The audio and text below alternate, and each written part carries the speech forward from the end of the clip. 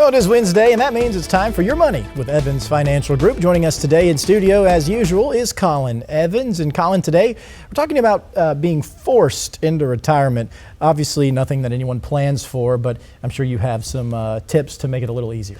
You know, and we've seen this across Shreveport-Bossier. It does happen. It's, if you're, as folks are getting older in age, and I don't know if maybe the company looks at it like, we can bring in some younger pups and pay them a little bit less.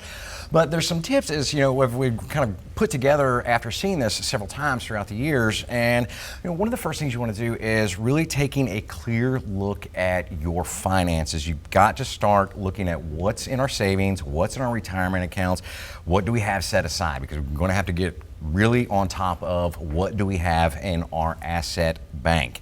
Know your monthly expenses. What's it look like to keep that household running? Those essentials, groceries, or utilities, the mortgage, those big things. Don't forget debts either, because those play a part of it. You might have a car loan. What about your mortgage? What about credit cards? Those things that are going to play a part of it. Now we have to get into what are things that we can do immediately, and this is going to be looking at applying for benefits that you might be eligible for. Depending on timing, Social Security could be a factor. You can start that at 62. While benefits might be lower, this could fill an income gap. If this was caused by a disability, you can look at Social Security disability, or also go back and visit with your employer if you had disability insurance, possibly through the employer.